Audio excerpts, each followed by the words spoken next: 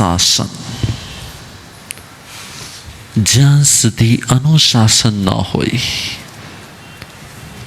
ત્યાં સુધી જિન શાસન સાર્થક ન થઈ શકે. કેમ કે શાસક ઉપદેશ આપી શકે છે અને અનુશાસક આદેશ આપી શકે છે. અનુશાસક પ્રવૃત્તિઓનો નિર્દેશ કરે છે. શાસક એ પ્રવૃત્તિઓનો નિર્દેશ કરે છે, પણ અનુશાસક તમારી વૃત્તિઓને જાણીને એનું પરિવર્તન લાવે છે. ડૉક્ટરમાં અને ફેમિલી ડૉક્ટરમાં ફરક શું હોય? ડૉક્ટરમાં અને ફેમિલી ડૉક્ટરમાં ફરક શું હોય? તો કે જે તમારી આજને જોઈને દવા કરે એ ડૉક્ટર હોય છે, અને જે તમારી હિસ્ટ્રીને જોઈને દવા કરે છે એ ફેમિલી ડૉક્ટર હોય છે. એમ પરમાત્મા કહે છે અનુશાસક શું હોય છે? જે તમારા ભૂતકાળ, વર્તમાનકાળ અને ભવિષ્યકાળ ત્રણેયને જાણીને તમારા માટે શું યોગ્ય છે. કેટલીક વ્યક્તિ જ્યારે સ્વાધ્યાય કરતી હોય તો જગત જોવે કે ના, તેના માટે તે સ્વાધ્યાય ધર્મ જ. ગુરુ એને સ્વાધ્યાય કરતા જોઈને ધર્મ માને કે અધર્મ માને, તો કદાચ ગુરુ તેને અધર્મ પણ માને. કે જો મને આ ગાથા આવડી જશે ને તો વ્યાખ્યાન બહુ સરસ આપી શકીશ, અને જો હું વ્યાખ્યાન બહુ સરસ આપીશ તો પછી મારી વાહ વાહ થઈ જશે. તો તેના માટે તે આગમોનું અધ્યયન અમૃત છે કે ઝેર છે? બોલો. ભગવાન તો કહે છે સ્વાધ્યાય કરવો જોઈએ, તો ભગવાન તો છે ઉપદેશક, તો કે સ્વાધ્યાયના ઉપદેશતા. પરંતુ ભગવાન તો શાસક છે, ગુરુ અનુશાસક છે. એ નિહાળે છે કે જો આનામાં વ્યાખ્યાન દ્વારા વાહવા મેળવવાની વૃત્તિ છે તો આને કોઈ આગમો, કોઈ શાસ્ત્રો કે કોઈ જ્ઞાન ભણાવવાની જરૂર નથી. આને માત્ર સેવાના કામમાં લગાડો. કેમ? એમ કે જો નાગરાજને દૂધ પીવડાવવામાં આવશે તો એ દૂધ પણ અંતે એના માટે શું બની જવાનું છે? એમ જેને લોકસંજ્ઞાની ઈચ્છા પડેલી છે, એમ જેને જગતમાં લોકસંજ્ઞા એટલે લોક વાહવાની ઈચ્છા પડેલી છે, એવી વ્યક્તિ અભણ રીએ સારું કે ભણેલી રીએ સારું? બોલો. એ વ્યાખ્યાનકાર બને એ સારું કે માત્ર સેવાકાર બને એ વધારે સારું છે? ભગવાન કહે છે માત્ર સેવા કરે શ્રેષ્ઠ છે. કેમ કે જો તેને વ્યાખ્યાન આપતા આવડી ગયું, જો તેને લોક પ્રયોગ કરતા આવડી ગયું, જો તેને લોક પ્રશંસા મેળવતા આવડી ગયું, તો પછી તેનો નિગ્રહ કોઈ નહીં કરી શકે. એટલે ભગવાન કહે છે કે જ્યાં સુધી જીવનમાં ગુરુ ન હોય, જ્યાં સુધી જીવનમાં ગુરુ ન હોય અને ગુરુનું અનુશાસન ન હોય, ત્યાં સુધી વ્યક્તિ ધર્મ ક્ષેત્રમાં ચાહે 1 કરોડ પૂર્વ સુધી ધર્મ આરાધના કરે ને, ભગવાન કહે છે ને 1% પણ નિર્જરા ન થાય. 1 કરોડ પૂર્વ એટલે શું? કેટલા વર્ષ? 70,560 અબજ વર્ષ એને 1 પૂર્વ કહેવાય છે. 1 અબજ વર્ષ નહીં, 2 અબજ વર્ષ નહીં, 5 અબજ વર્ષ નહીં, 10 અબજ વર્ષ નહીં, 20 અબજ વર્ષ નહીં, 70,560 અબજ વર્ષ એને 1 પૂર્વ કહેવાય છે. અને એવા 1 કરોડ પૂર્વ 9મા વર્ષની ઉંમરે સાધક દીક્ષા લે અને 1 કરોડ પૂર્વ વર્ષ સુધી દીક્ષાને પાળે, છતાંય ભગવાન કહે છે કે જો તેની ઉપર અનુશાસક ન હોય, જો તે અનુજ્ઞામાં ન હોય, જો તે આજ્ઞામાં ન હોય, તો તેને આટલા વર્ષ સુધી લોચ, વિહાર, ગોચરી અને સાધના કરવા છતાં પણ 1% પણ નિર્જરા ન થાય. શું થાય? તો કે માત્ર પુણ્યનો બંધ થાય. ગુડ એક્શન, ગુડ રિએક્શન, સારી એક્શનનું સારું ફળ મળી શકે, પરંતુ તેનાથી વધારે તેને કોઈ લાભ ન થાય. શું કામ? ભગવાન કહે છે જીન શાસન એને જ ફળે છે, જીન શાસન એને જ ફળે છે જે અનુશાસનમાં હોય છે. જેના માથે ગુરુ ન હોય એ વ્યક્તિ સારી પ્રવૃત્તિ કરવાવાળો કહી શકાય, એ ધાર્મિક પ્રવૃત્તિ કરવાવાળો ન કહી શકાય. શું કામ? તો કે જ્યાં સુધી તે અનુશાસનમાં ન આવે ત્યાં સુધી એની વૃત્તિ સુધરી નથી શકતી. એ જ સ્વાધ્યાય, એ જ જ્ઞાન, એ જ ધ્યાન, એ જ ઉપવાસ, બોલો, માંસ ખમણ કરીને પણ તે વ્યક્તિ પોતાની ઈચ્છાને પોષે છે. માંસ ખમણ કરીને પણ એ વ્યક્તિ પોતાની વાહવાને પોષે છે. માંસ ખમણ કરીને પણ એ વ્યક્તિ પોતાના બાહ્ય પ્રદર્શનને પોષે છે. એટલી જ ભગવાન કહે છે અનુશાસન. અનુશાસન શું હોય છે? અનુશાસન શું હોય? ઈચ્છાને પોષે તે અનુશાસન હોય કે ઈચ્છાને મારે તે અનુશાસન હોય? ઈચ્છાને ખાલી મારે તે અનુશાસન હોય કે ભવિષ્યમાં તમારી કોઈ ઈચ્છા પ્રગટે નહીં તે અનુશાસન હોય? બોલો. અને આખર ધર્મ ક્ષેત્રમાં આવીને વ્યક્તિ ગમે એટલો ધર્મ ધ્યાન કરતો હોય, ધર્મની હજારો પ્રવૃત્તિ કરતો હોય, પરંતુ એ પ્રવૃત્તિ કર્યા પછી પણ જો એની વૃત્તિ ન સુધરે, જો એના વિચારો ન સુધરે, જો એના ભાવો ન સુધરે, જો એની આંતરિક સ્થિતિ ન સુધરે, તો તેના માટે ધર્મ પણ દંભનું કારણ બની શકે, તેના માટે ધર્મ પણ પ્રદર્શનનું કારણ બની શકે, તેના માટે ધાર્મિકતા પણ એક દેખાવનું કારણ બની શકે, અને તેના માટે ધાર્મિકતા એક શો બની જાય. શું બની જાય? એક શો બની જાય. એટલે જ અનુશાસનની જરૂર છે. પરંતુ અનુશાસન કોનું સ્વીકારવું? અનુશાસન કોનું સ્વીકારવું? તો અનુશાસકનું. અનુશાસક કેવો હોવો જોઈએ? તો કે જે સ્વયં તમારા ભૂત, વર્તમાન અને ભવિષ્યનો જાણનારો હોય, જે તમારા ભૂત, વર્તમાન અને ભવિષ્યનો જાણનારો હોય ને એ જ અનુશાસક બની શકે. અને એનાથી આગળ વધીને જેનું સ્વયં ઉપર અનુશાસન હોય ને એ જ તમારું અનુશાસક બની શકે. જેનામાં પોતાનામાં કંટ્રોલ ન હોય, જેનો સેલ્ફ કંટ્રોલ ન હોય, એ વ્યક્તિ કદાચ ગુરુ બનવા જાય તો ગુરુ બનીને પણ એ પોતાની ઈચ્છાને પોષે કે ઈચ્છાને મારે. શિષ્ય બનવામાં જોખમ છે કે ગુરુ બનવામાં જોખમ છે? બોલો, શું બનવામાં જોખમ છે? ગુરુ બનવામાં જોખમ છે કે શિષ્ય બનવામાં જોખમ છે? તમને ખબર છે, જો અયોગ્ય વ્યક્તિ ગુરુ બની જાય ને, જો અયોગ્ય પાત્રતા ન હોય અને વ્યક્તિ ગુરુ બની જાય ને, નેક્સ્ટ જન્મો સુધી એને ક્યારેય જૈન ધર્મ ન મળે.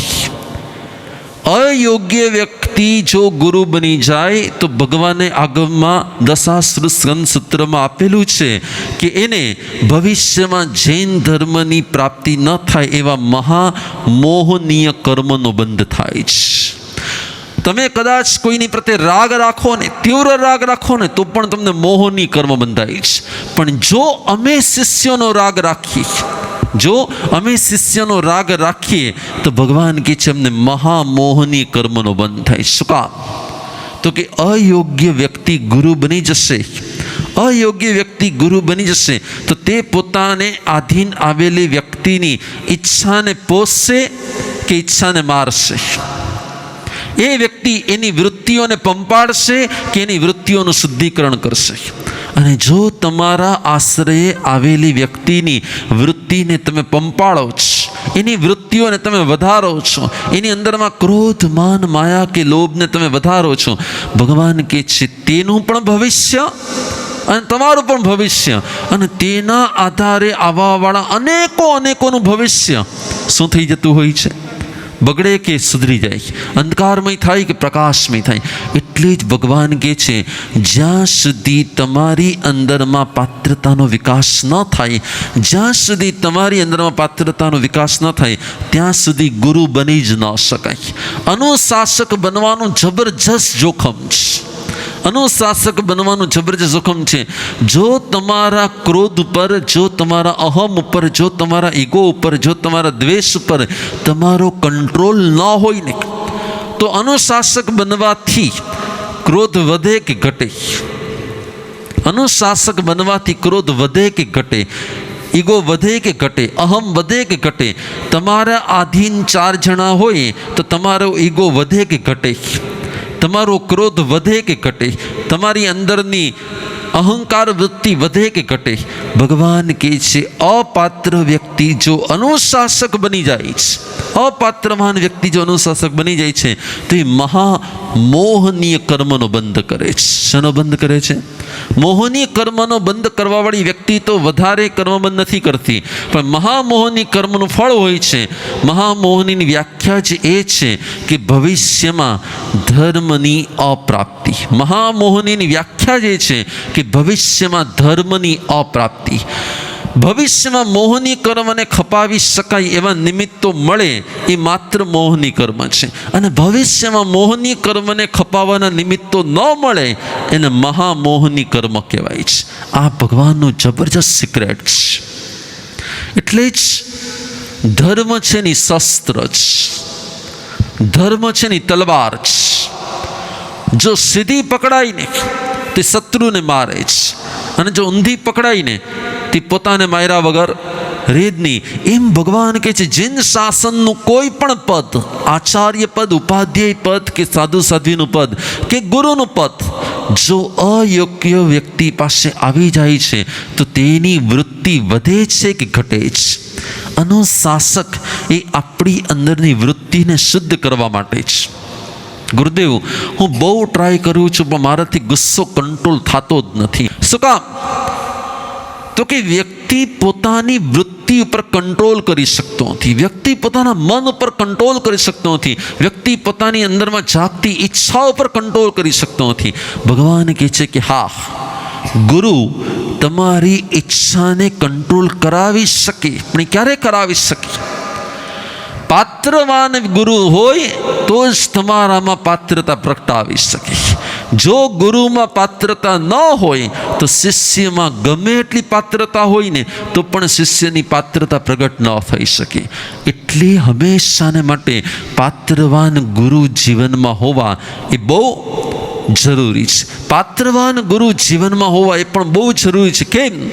તો કે જો તે પાત્રવાન હશે તો તેનું અનુશાસન તમને સાચવવા માટે હશે કે તમારા આત્માને સાચવવા માટે હશે? કોને સાચવવા માટે હશે? પાત્રવાન ગુરુનું અનુશાસન તમને સાચવવા માટે હોય કે તમારા આત્માને સાચવવા માટે હોય? પણ આપણને કોણ ગમે? આપણને સાચવે એવા લોકો ગમે કે આપણા આત્માને સાચવે એવા લોકો ગમે? ગમે કોણ? હંમેશા માટે આપણને પંપાળે, આપણી વૃત્તિને પંપાળે, આપણને ગમતું કરે, આપણી ઈચ્છા મુજબ કરે એવા ગુરુ આપણને ગમે છે. અને જો આપણી ઉપર અનુશાસન કરીને કોઈ કંટ્રોલ મૂકે, કોઈ પણ જાતનો નિગ્રહ કરે તો તરત એવા ગુરુથી આપણને શું થવાનું મન થાય છે? થાય કે ન થાય? પરંતુ શુદ્ધિ કોણ કરાવી શકશે? શુદ્ધિ કોણ કરાવી શકશે? સજા આપે શુદ્ધિ કરાવી શકશે કે મજા આપે શુદ્ધિ કરાવી શકશે? છતાંય આપણને મજા આપે એવા ગુરુ ગમે છે કે સજા આપે એવા ગુરુ ગમે છે? બોલો. એટલે જ ભગવાન કહે છે અનુશાસન છે શું? અનુ એટલે પાછળ. અનુની વ્યાખ્યા છે પાછળ. તમે જેટલી પણ પ્રવૃત્તિ કરો છો એની પાછળના તમારા ઇન્ટેન્શનને ઓળખે છે ને એ અનુશાસક છે. તમારી પ્રવૃત્તિ પાછળની વૃત્તિને જે ઓળખે છે ને એ અનુશાસક છે. કે તમારી આ પ્રવૃત્તિ છે એની પાછળનું રીઝન શું છે? તમારી આવા પ્રકારની પ્રવૃત્તિ છે એની પાછળનું રીઝન શું છે? તમે સામયિક કરવા માગો છો, રીઝન શું છે? મને એક બેન આવ્યા હતા, મને કે ગુરુદેવ રોજના 8 સામયિકને પચખાણ જોઈએ છે. એની બરોબર પાછળ એને સાસુ ઊભા હતા. તો કે એને રસોઈ કરવી ગમતી નથી ને એટલા માટે કહે છે મને આને શું આપી દો. એટલે મેં પૂછ્યું પછી ઘરનું કામ? એ કે ના, એક રસોડાના પાપ કરવા એના કરતાં સામયિક કરવી બહુ સારી નહીં. મને કે રસોડાના પાપ કરવા એના કરતાં? મેં કહું પછી રસોઈ કોણ? એ કે ના, મારી સાસુની રસોઈ બહુ સારી છે. કોની રસોઈ બહુ સારી છે? એટલે એનો મિનિંગ શું થયો?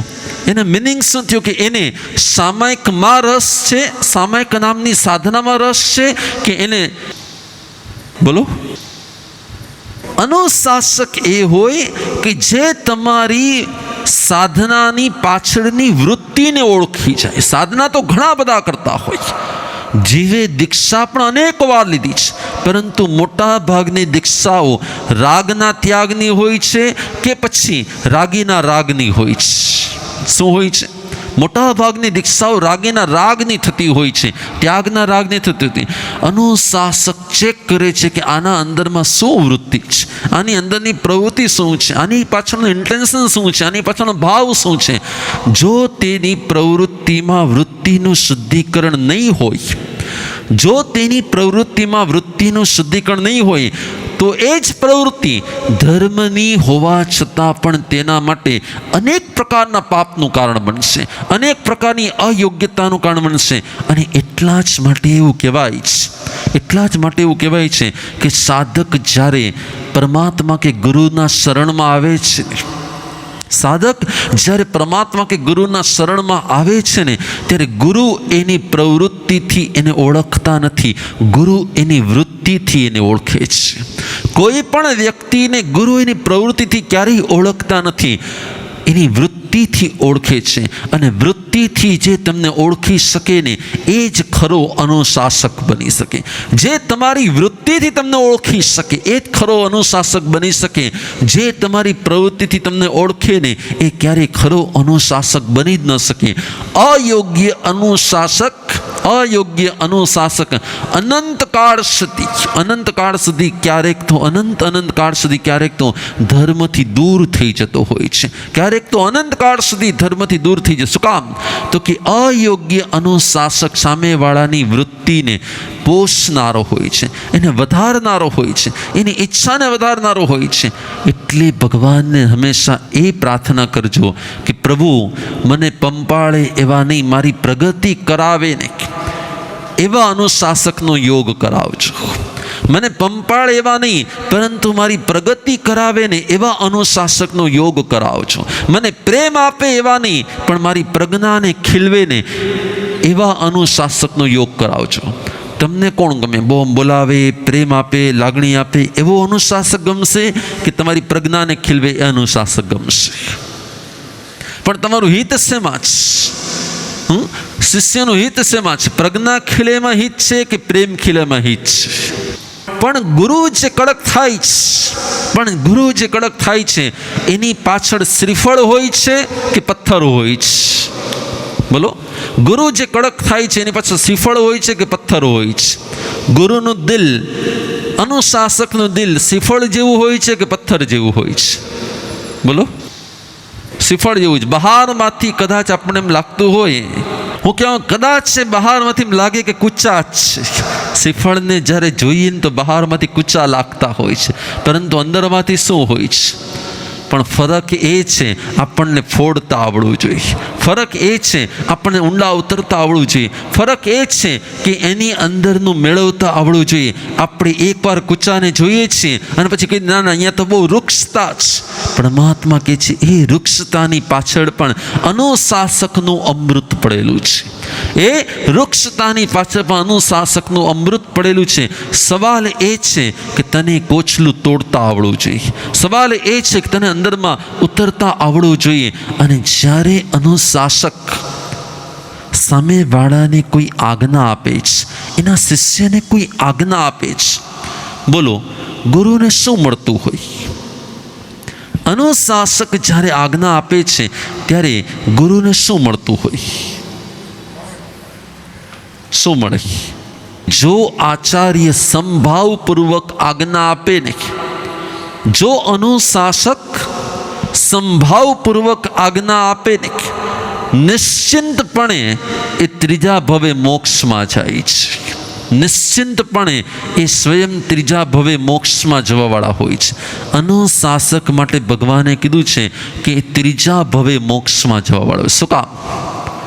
તો કે જ્યારે તે અનુશાસનપૂર્વક સામેવાળાનું અનંત હિત, અનંત શ્રેય અને અનંત કલ્યાણનો વિચાર કરે છે અને એને કલ્યાણના માર્ગ પર જોડી દે છે, ત્યારે એકને અનંત કલ્યાણના માર્ગ પર જોડવાથી અનંતનું કલ્યાણ માર્ગ જોડાતું હોય છે.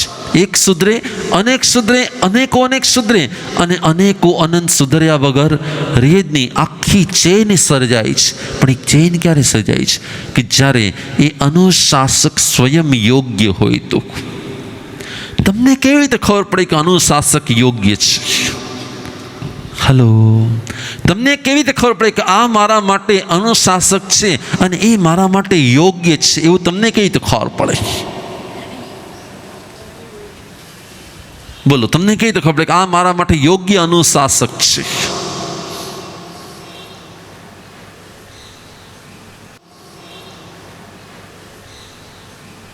જેની વાતમાં સ્નેહ કરતાં પણ સત્યનું મહત્વ હોય, જેની વાતમાં સ્નેહ કરતાં પણ સત્યનું મહત્વ હોય, જેના ભાવોમાં પ્રેમ કરતાં પણ પ્રજ્ઞાનું મહત્વ હોય, જેના ભાવોની અંદર પ્રેમ કરતાં પ્રજ્ઞાનું મહત્વ હોય, અને જેના શબ્દોને, જેના ભાવોને તમે ઉથાપી જ ન શકો, જેની આજ્ઞાને તમે ઉથાપી જ ન શકો, તમારે પાળવી જ પડે. તમારા મન પર તમારો કંટ્રોલ ન રહે, તમારા મન પર તમારો કંટ્રોલ ન રહે, ત્યારે સમજો કે આ તમારી માટે અનુશાસક છે.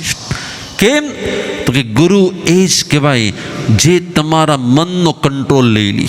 ગુરુ એ જ કહેવાય જે તમારા મનનો કંટ્રોલ લઈ રહે. તમારું મન પણ તમારા કહેવામાં ન રહે ને, ત્યારે સમજો કે તમે હવે ગુરુના શરણમાં છો. તમારું મન તમારું કહેવામાં ન રહે, ત્યારે સમજો કે તમે ગુરુના કહેવામાં છો. વ્યાખ્યાન ગમે એનું બહુ સારું હોય, આપણને જવું બહુ ગમતું હોય, એટલા માત્રથી આપણે એનું શરણું ન લેવું. વ્યાખ્યાન જેનું બહુ સારું હોય, બહુ પ્રજ્ઞા બહુ સારી હોય, તમને બહુ બોલાવતા હોય, એટલા માત્રથી તમારે એના શરણમાં ન જવું જોઈએ. તમારે ત્યારે જ શરણમાં જવું જોઈએ કે તમને એમ લાગે કે હવે મારું મન મારા હાથમાં નથી રહ્યું, હવે મારું મન પણ એના હાથમાં વહી ગયું છે. એ જે ઈચ્છે છે ને મારા મન પાસે કરાવી શકે છે, ત્યારે જ એ અનુશાસક બની શકે છે. ત્યારે જ એ અનુશાસક બની શકે છે, ત્યારે જ ગુરુ બની શકે છે. અને એવી જ વ્યક્તિ ગુરુ તરીકે આપણા માટે યોગ્ય હોય છે. એવી જ વ્યક્તિ અનુશાસક તરીકે આપણા માટે યોગ્ય હોય છે. અને એવું અનુશાસક વ્યક્તિત્વ જીવનમાં મળે ને, એવા જીવન માત્ર ને માત્ર 8 જ મળતા હોય છે. કેટલા? અનુશાસક, યોગ્ય અનુશાસક મળી જાય ને, એવા જીવન અનંત કાળમાં 8 જ વાર મળતા હોય છે. અને એ જ્યારે મળે ને, ત્યારે એક ક્ષણ પણ ચૂક્યા વગર, એક પળ પણ ચૂક્યા વગર, એક પણ તક ચૂક્યા વગર એ અનુશાસનમાં જો જીવન અર્પણ કરી દેવામાં આવે ને, તો 8 ભવની પહેલાં આપણો પણ શું થઈ જાય છે? મોક્ષ થઈ જાય છે. પણ આપણી ખોટ માત્ર એટલી જ છે કે અનુશાસક જો સ્વીટ હોય ને તો આપણને બહુ ગમે છે. અનુશાસક જો મીઠાશથી વાત કરે ને તો આપણને બહુ ગમે છે. અને અનુશાસક જો કડવો થાય તો આપણને જરા પણ બસ ભાવ એટલો જ છે. જેની માથે ગુરુ ન હોય એ ગમે એટલું ધર્મ ધ્યાન કરે, માત્ર પુણ્યનો અધિકારી બને, પુણ્યને કારણે દેવલોકનો અધિકારી બને, દેવલોકને કારણે સુખનો અધિકારી બને, સુખને કારણે પાપનો અધિકારી બને, પાપને કારણે દુર્ગતિનો અધિકારી બને. એટલે ભગવાને કીધું છે, ગુરુ વગરનો ધર્મ, અનુશાસક વગરનો ધર્મ વ્યક્તિના પુણ્યનું કારણ બને છે. અને અનુશાસક સાથેનો ધર્મ વ્યક્તિની નિર્જરાનું કારણ બને છે. બસ આ ભાવોને ધ્યાનમાં રાખીને જ્યાં યોગ્ય લાગે એકવાર આત્મસમર્પણ કરીને પણ પોતાની ઈચ્છાથી મુક્ત થઈને આપણે જો અનુશાસનમાં આવી જશું ને, તો અનંત પુણ્યના યોગે પ્રાપ્ત થયેલું આ જીન શાસન આપણને ફળી જશે. જો અનુશાસનમાં આવી જશું તો અનંત પુણ્યના યોગે સર્જાયેલું આ જીન શાસન આપણા માટે સાર્થક બની જશે. બસ જીન શાસન મળ્યું તો છે, આપણને મળેલું જીન શાસન ફળી જાય અને આપણે સૌ આ જીન શાસનથી આત્મશુદ્ધિમાં સફળ બની જઈએ. એ જ આજના દિવસે મંગલ.